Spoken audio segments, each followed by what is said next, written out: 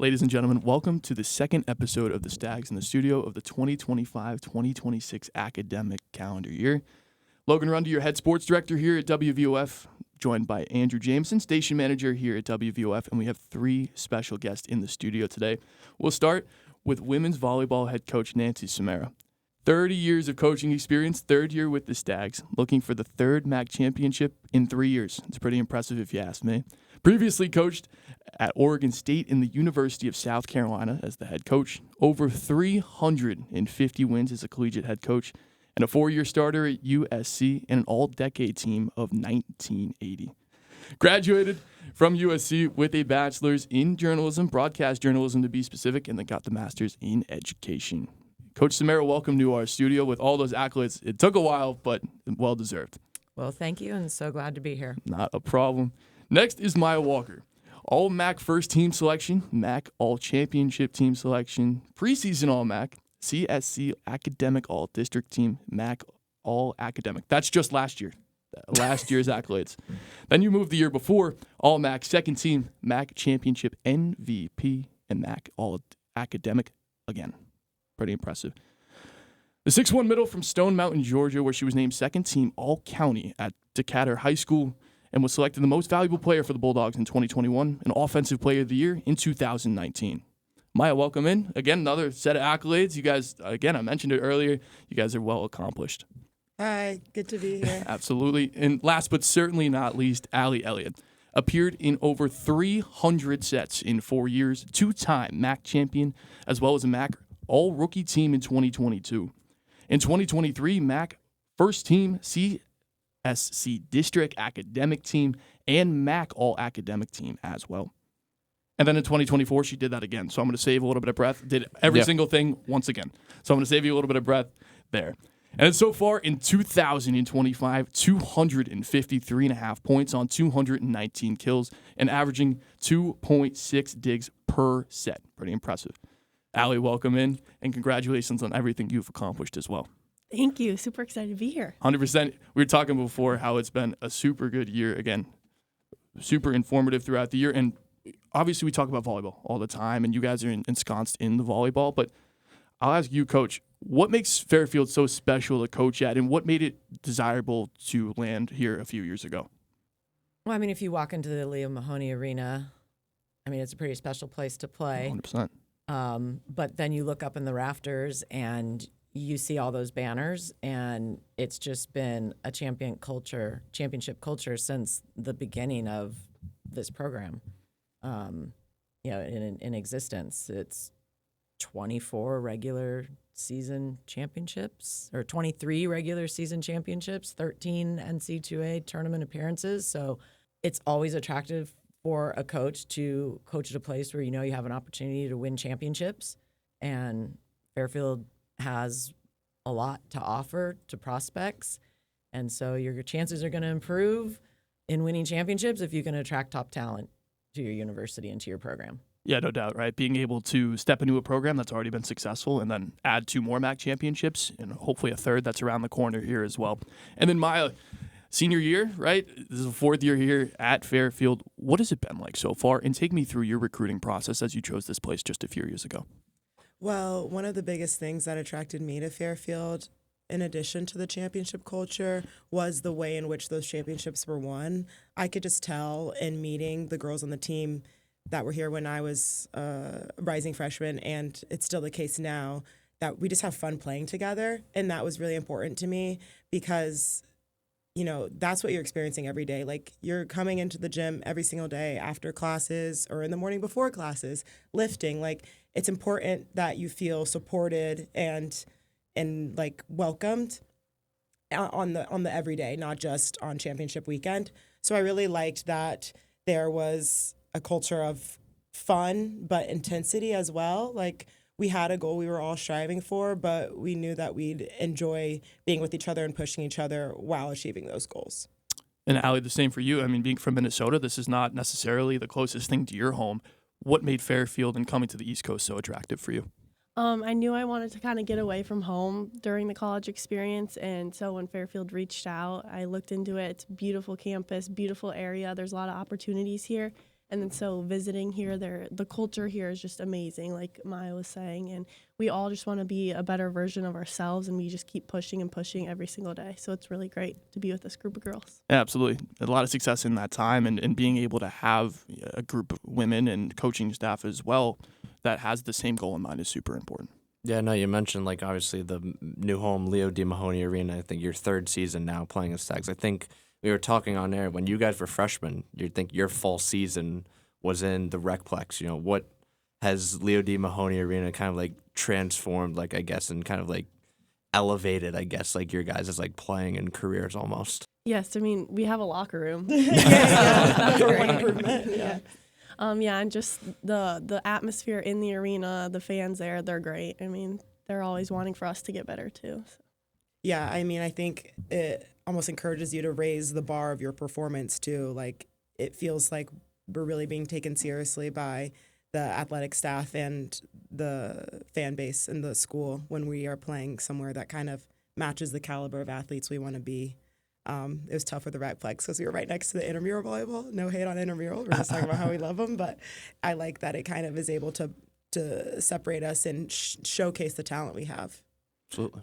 Yeah, absolutely. Being able to showcase that talent in a beautiful space, right? 3,500 seats in that facility, and being able to have, in my opinion, one of the best spaces in the MAC to compete in every day is super important. And being able to take advantage of that, as you guys have over the past 3 years, is really important. Now, I feel like as, you know, we focus on the volleyball a lot, and you guys are students at the same time, it may get lost in the shuffle that you guys actually go to class and being able to do other things as students would. And I'll ask you, Allie, what are the challenges of being a student athlete that many people don't know about? I mean, it is hard, like class, practice, lift, watching film, like there's a lot of stuff to do, but I think we do a great job balancing that, like in just time management and prioritizing different things. So you really just have to find that good balance of student life and athlete life. 100%. And then on the same coin, being able to be as successful as you are on the court and off the court as well.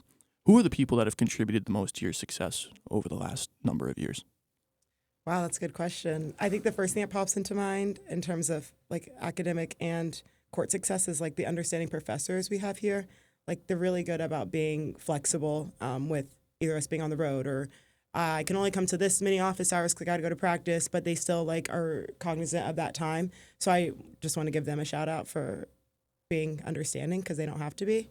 But I guess also my teammates, because we're all kind of in the same boat and that we're able to help each other and motivate each other on the court and off. Because I think, you know, coaches and professors and outside friends can only understand so much, but when you're in it, you really have the best perspective. And so it's nice just to know that you're not alone in that process. 100%. And being able to be a student athlete and have all those additional responsibilities as well as your athletic performance at the same time is super important. And I think there's nobody that knows that better than you, Coach Somera, being a volleyball player yourself at a very high-level school at USC. And how would you give that understanding as being a volleyball player and then apply it to your coaching tactics on a day-to-day basis? Well, it was a long time ago when I was a student athlete, as you noted earlier in the pod. No, definitely not. But, I mean, I don't think you ever forget that the balance between the academics, the athlete, or, you know, being an athlete, it's two things coming together, but everybody on the team, every athlete that I coach, they're just really high performers in all areas of their life. And so they want to be high achievers and do the best that they can in the classroom, on the court. If they have a job, they want to do that to the best of their ability. And so what ends up kind of happening is there's a lot of time stress for them. And so one thing that I really try to pay attention to is respecting their time because it's limited and devising a schedule and sticking to it and making sure that we're not wasting anybody's time unnecessarily.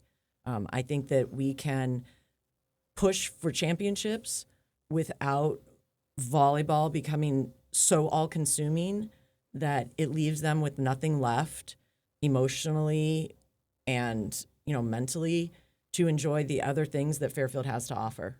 Yeah, no, you mentioned the mental aspect is so underlooked across maybe all of NCAA, and particularly for volleyball, I think it's maybe even more notable as like you have maybe at times 3 games a week. I think you had the game at Quinnipiac, and then you're right on the road again to Merrimack. So I guess for as a coach and like student athletes, how do you guys like prioritize mental health and like in that somewhat adversity and like be able to bounce back like in those like quick turnarounds?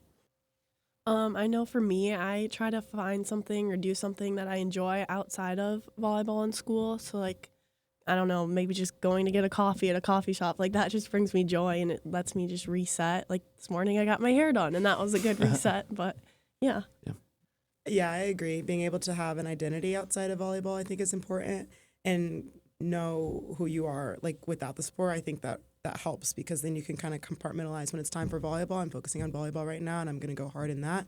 And then when that's over, like, I'm going to focus on who I am as a student. And when that's over, I'm going to focus on who I am as a friend or at work, or even in the things that aren't, I guess, productivity building, just being by yourself. Like, I like to read, I like to cook, like, little things like that just help me know that I'm multifaceted. Yeah, absolutely. Self-care is great care.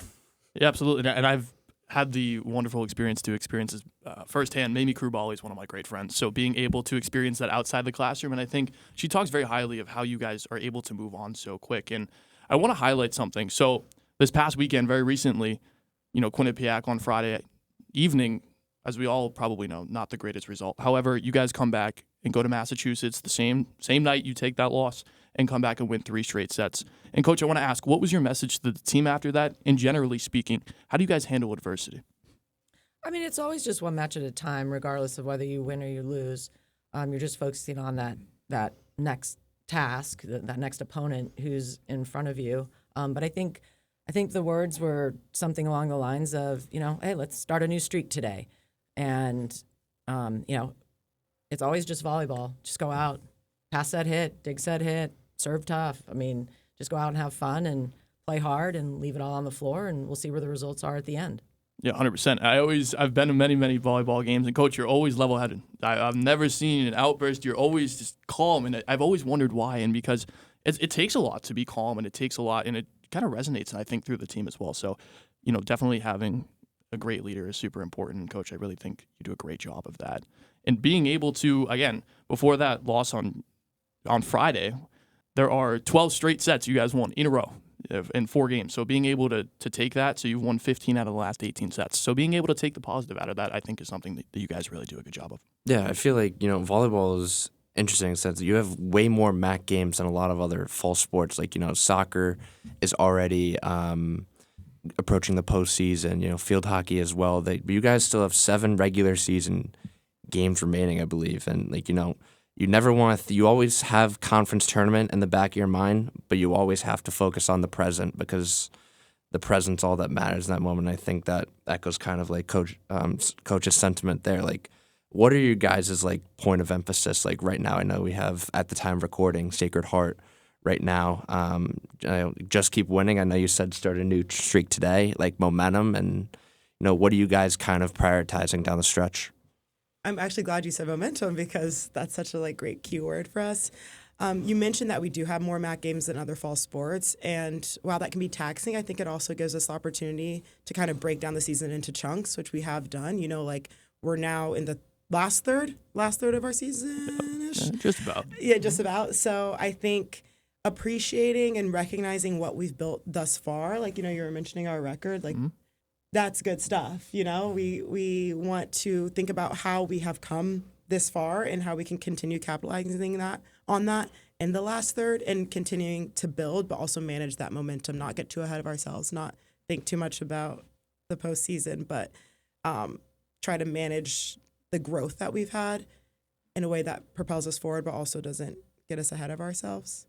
I agree. I think we've talked about how we don't want to be complacent and just be like, oh, okay, we've won, we're good. We don't need to keep working hard. We kind of talk about this a lot of we need to keep getting better, keep thinking about we want to win a championship, so we can't just stop working hard. Yeah, I feel like also with some sports maybe if you're clinch a postseason spot already, you might rest players. You always want to avoid injury, but that momentum is really paramount because, like, any given Friday, Saturday, Tuesday, whenever you guys are playing, the MAC is fairly competitive all across the board. Like, anyone can beat anyone at any given time. So it's really cool to see that, mindset, just, like almost like never satisfied, even though there's a lot to be satisfied about. Yeah, no doubt. And we talk all the time about, we've talked about academics so far. We've talked about, maybe the past experiences. And you mentioned, I think it was really cool that motivation was the term that's being brought up right now because, okay, sure, you are 16-5, right? There's a lot to be done still, but also not looking too far ahead at the same time is super important. And Coach Somera, you mentioned a little bit earlier that there's a lot that Fairfield has to offer. And so I'll ask you, Coach, are there things that you guys do outside of the volleyball court as a team that are able to grow your individual relationships and team chemistry at the same time? I think that's definitely happening, but they could probably answer to that more because, who wants the coaches around, like, ruining some of the fun, I'll ask you this, though. Do you definitely see, like, the chemistry increasing, like, day by day? Yeah, this group, we added 6 new players to the roster this year. And, as you noted, I've done this a lot of years. And I think this group, this group this year was one of the fastest groups to bring in 6 new players into the fold and kind of form into a new team. It seemed really seamless. Usually it takes a little bit longer for people to get to know each other and to for the freshmen to get ingrained. And I think that says a huge it says so much about these 2 plus Abby Jandro, our other captain, for sort of creating that culture. But I want to come back to what you had just talked to them about. Mm-hmm. So it's kind of like looking at like the rest of the season and kind of what our focus is. Because I want to share a story that was actually, I don't even think I've shared it with them, this was about maybe 3.5 weeks ago. I'm sitting in my office at my desk, and my office is in the arena, and there's like a little conference room, and somebody kind of popped in and asked where, something like, I didn't even really hear what they were asking. And they said, you need to go up to the WAC, the Walsh Athletic Center. Do you want us to text so-and-so and let them know you're on your way? And at that time, I chose to look up from my desk. And as the person was walking out, and I said, I think that's Jay Wright, the Villanova basketball Hall coach, of Fame, legend. Yep. Yes, Hall of Fame Villanova basketball coach. And so he's walking out. I'm a coach, so I jump up out of my seat and I go chasing after him. And I'm like, excuse me, Coach Wright? And he turns around and I introduce myself and I said, who are you looking for? And, I was going to walk him up to. You kind of have to at that point, right? Right. And so then we started chatting and he said, oh, no, I'm here for an event. He was speaking at an event in the business school. Mm-hmm. And he's like, I'm here early. So, I really just need a place to change my clothes and, prep for this event. And I said, okay, great. Let me show you around. And I took him to a locker room. But in between all of this going on, he and I are having conversations about coaching.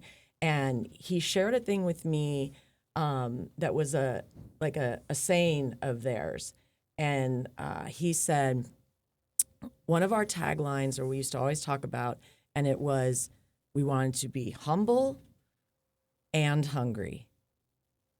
And that really is kind of where we're at this point. We don't want to take it for granted that just because we're 16-5, it's a given that we're going to, make it into the conference tournament and be in the championship match because that's what's happened in the years past. Like, no, we're always going to respect our opponents. Everybody is gunning for us, and it seems that everybody kind of brings their best against us, which we invite because that gets us better.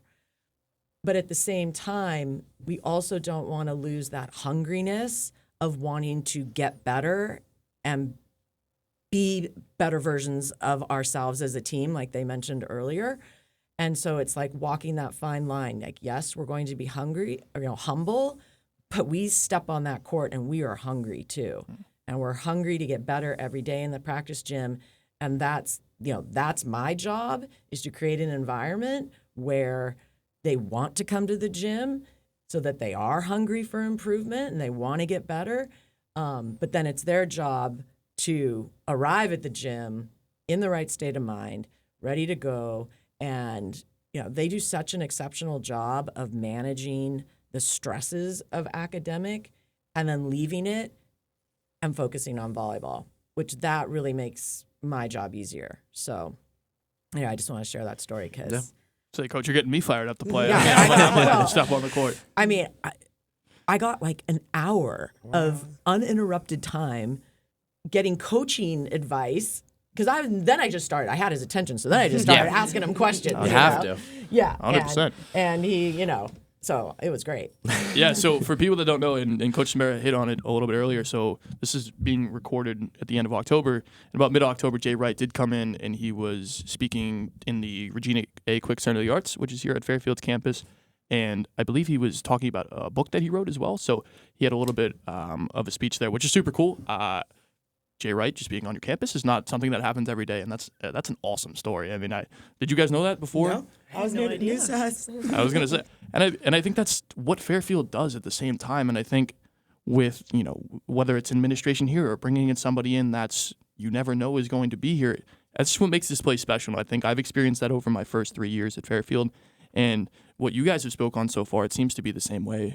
And Coach, to reciprocate and praise your players like that and to be able to have that reciprocated, so much to the success, right? You could be the greatest volleyball player and the greatest volleyball coach in the world, but if you don't have that relationship on a human level, okay, I don't think the success happens as much as it does.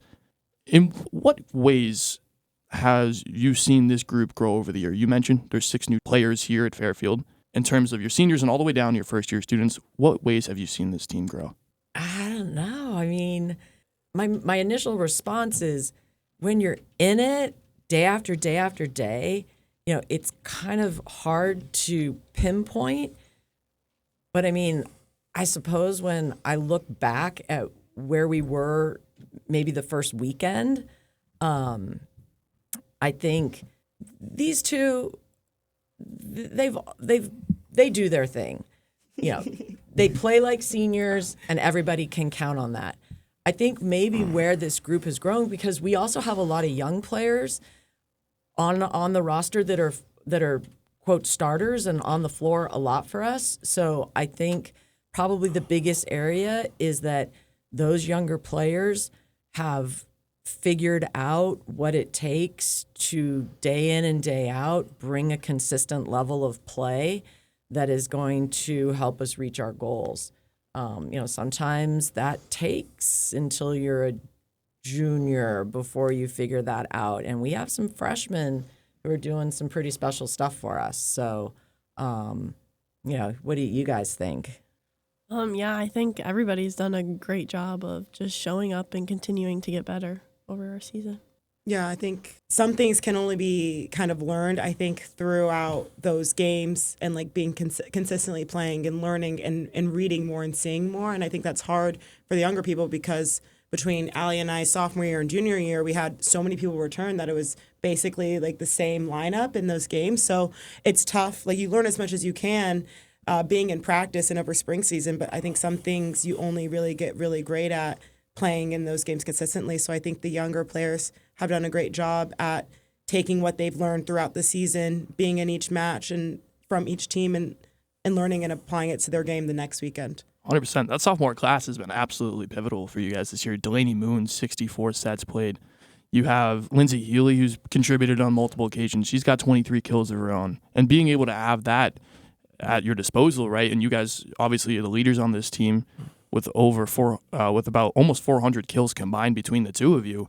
Being able to have the younger people to lean on and coach for your program in the next few years, you guys have something that's really building here, and that's credit to all of you guys that are sitting in this room. Yeah, I feel like also what's really stuck out to me the last 2 years is the strength of the non-conference schedule.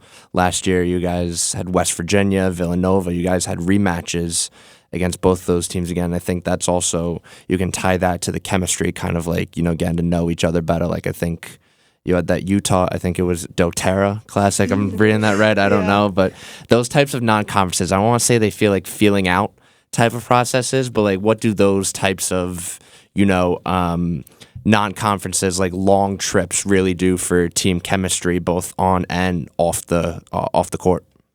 I mean, I think it's really exciting to play people that we just haven't played before. Allie and I have been here for 4 years, and we play the teams in the MAC twice in a season, and they look different every year, and they get better and better each year. But at the same time, we're used to playing these people. So it's really nice for the non-conference to see how we fare against teams that are at an even higher level than the MAC, and just a different look, who are playing faster or have girls that are bigger.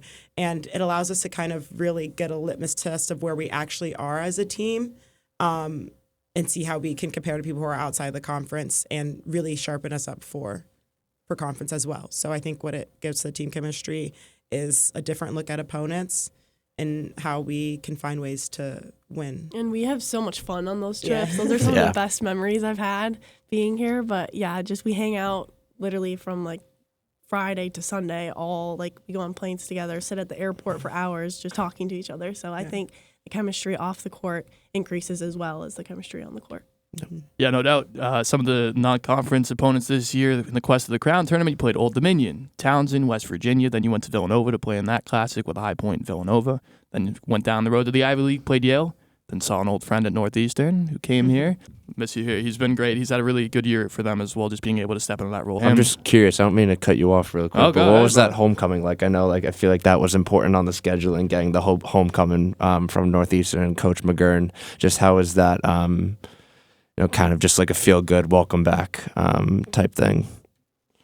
Yeah, it was fun. It was good to see them. It was a little weird to see them in not Fairfield stuff. Yeah. So that was a bit shocking, but I'm just proud of them. It looks like they're having so much fun and really happy for them. Coach, as a former, he was obviously an assistant for you in your first 2 years. Just seeing him go on his own success, like what is that for you as a coach mean to you?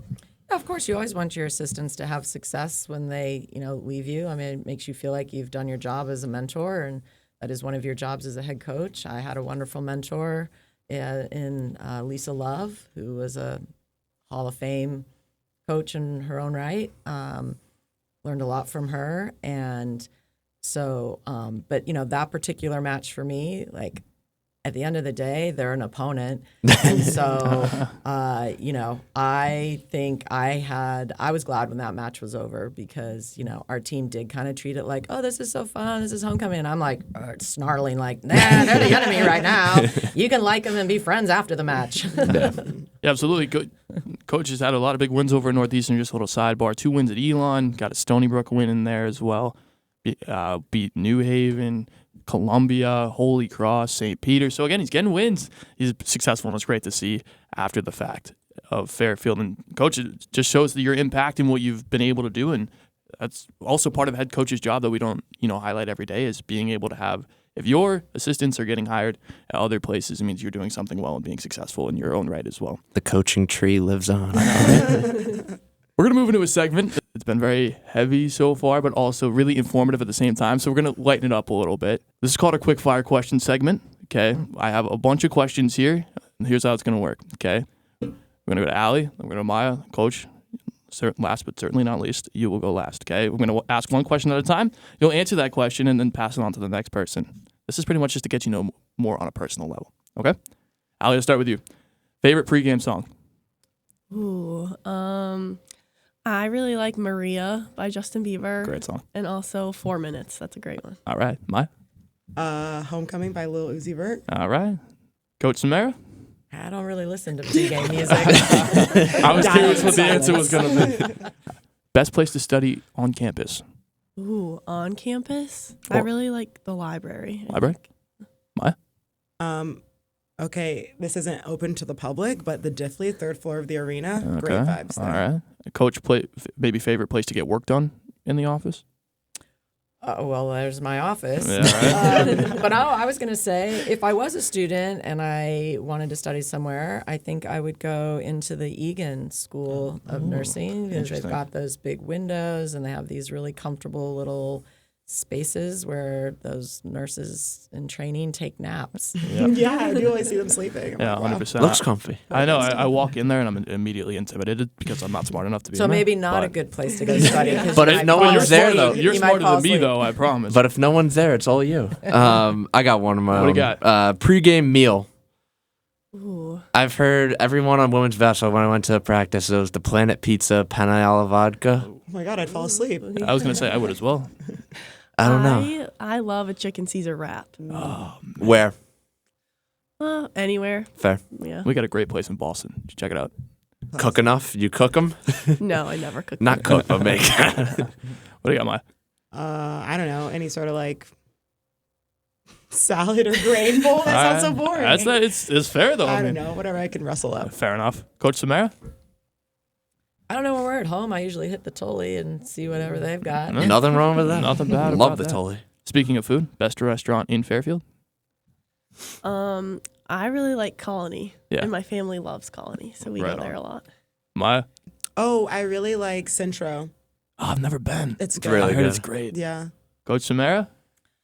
I like Geronimo's. Yeah, it's I'm good. from California, so I'm very particular about my Mexican food. Fair enough. And that Fair enough. Geronimo's passes the test. Hardest road venue to play at and why? Ooh. This doesn't have to be the MAC. It could be anywhere. Well, for Mac, I'd have to say Quinnipiac, just because they have a low ceiling. Whenever we play there, they have a lot of people there, so it gets really, really loud. They have a DJ. So, DJ is the craziest part. yeah. And last weekend they were chucking candy at the crowd. Like, it was just a lot Interesting. going on. The All right. band. No, I would say for the same reason Bryant then. Because we Ooh. played them twice since we've been here, and they will always have a band. For some reason, the floor is always sweaty and slippery, and it's kind of dark. I don't know. It's weird. Fair enough. Coach Somera? You got a lot of options here. I thought this year the hardest venue thus far it was Villanova because it Oh, that was was horrible. about 100 degrees and they didn't have AC Ooh. and the floor was so slippery, Right? and it just was kind of unbearable. Fair enough. Favorite opponent? Ooh. I would have to go Wisconsin, because that game was just so much fun. The atmosphere there was crazy. I really enjoyed playing UConn this year. UConn. Yeah. Never can go wrong there. Coach Somera? I mean, I don't really know that those two words can go together, like favorite opponent, because I don't really like any of our opponents. Maybe My mentality as a competitor. maybe a team you get up really more so to play. Like you have more drive to play them than others. Well, I mean, I think obviously Quinnipiac is a built-in, Sure. rival simply just because it's been 3 years straight, Quinnipiac Fairfield in the conference tournament title 100%. match. So, and we've split in the regular season with them for the last 2 seasons that I've been here. So it's always a little like, okay, it's 1-1. Here we go. Who's going to break the tie? Ooh, that's fun. Day game or weekend game? I would have to say weekend game. Weekend? Okay. Weekend. Weekend? Weekend. All right. And an evening or afternoon? Ooh. I love an afternoon game.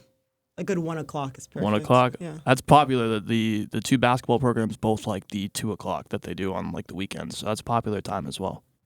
I don't know. We've switched from Saturday, Sunday, 1 p.m. match times to Friday night at 6 and Saturdays at 4. I kind of like the Friday night at 6 p.m. because I think we can get some fans who, the end of the week is over. We've got faculty and staff Yeah. who maybe can stick around and catch the match. Like and that. we have students who, 6 o'clock, it's early enough. Come to the volleyball game. Yeah, You can right. still go out after. I felt like those 1 p.m. games were Nobody a little like came, nobody yeah. was coming because college students are asleep. Fair Let's enough. face it, on a Sunday afternoon.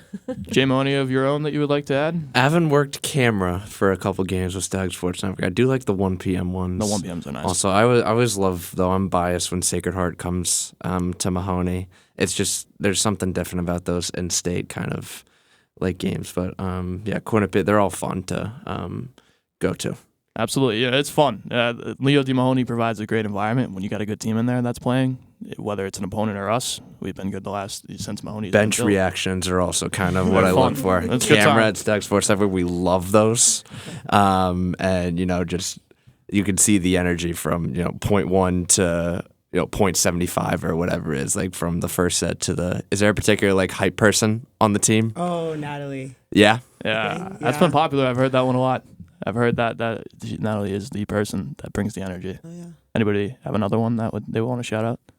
I think the entire bench does a great job of hyping all of us up. But yeah, Natalie's good. Nicole can get fiery Yeah. sometimes. They're smart with it. Yeah. They'll come up with different, Harlan, the other middle, Harlan Yeah. Weiss.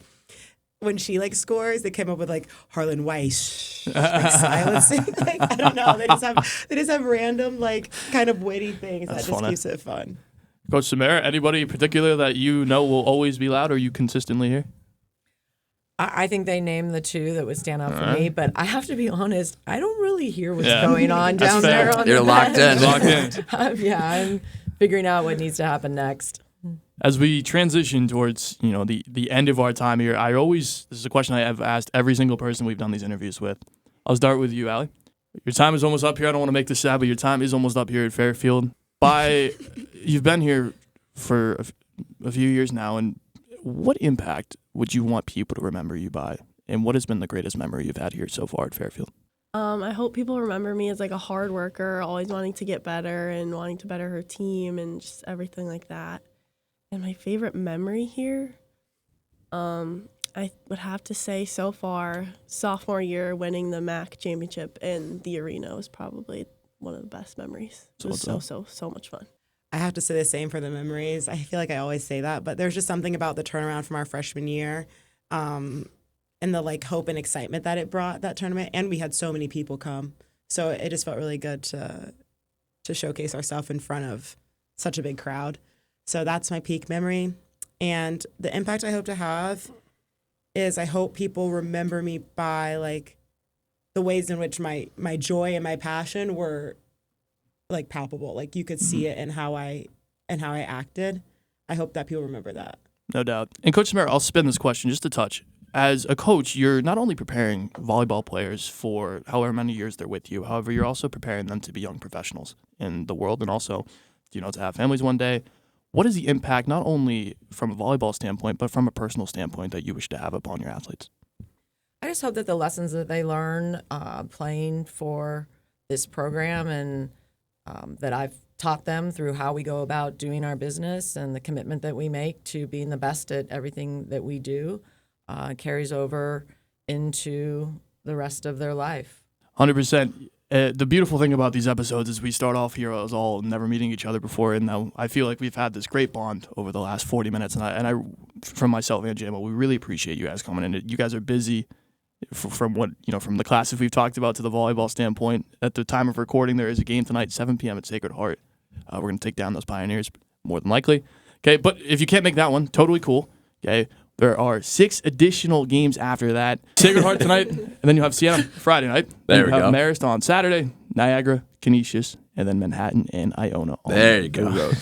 Then the MAC Conference Championship season will start on November 18th, which is a Tuesday. For the first time ever in conference play, the winner of the regular season hosts the conference tournament. So we have one more homestand, as Maya mentioned, November 7th and November 8th. Yeah. And then, I encourage the fans to keep their eye on the results because if we finish first, which is our goal, we really want to host again. Because you guys hosted last year, too, We right? call in Leo's house because that's 2 what, years that's what we ago, I call it. think last year was Siena. Yeah. Last year was a predetermined site. Okay, gotcha. At Siena. And so we were fortunate in 2023 that it had already been predetermined that we were going to be playing the conference tournament at home. We did end up winning the regular season anyhow, but this year we need to win it to be playing at home. So all of these matches here down the stretch have a little bit more riding on them than they've ever had in the past. I'm going to ask my final question. Allie, I'll start with you. What is your call to action to the fans, the students here at Fairfield to come see you guys at the end of the season? We're a great team, having a lot of fun on the court, and we hope to see a lot of people out there to watch us hopefully win a bunch more games. If you're not a volleyball fan already, you'll become one by watching us. Make sure to be here for our last home weekend, November 7th and 8th of regular season, and go Stags. Yeah, I think I'll echo what they said. If you're not a volleyball fan, you're really missing out. If you've never attended a college volleyball match, you have no idea how fast-paced, how fun of an environment, how athletic these players are. Every time I see a fan and it's their first college volleyball match, they are always amazed and say, "Oh, I had no idea that this was what college volleyball was. That was so fun." So I just encourage everybody to come out and support us. And it really helps a lot to have home crowd. And it's just more fun for the athletes to play with a fan base. No doubt. Maya, Allie, Coach Somera, thank you so much for being here and spending part of your day with us. And we wish you the best of luck to finish the season and in your careers as well. Thank you for having us. Thank you. Not a problem.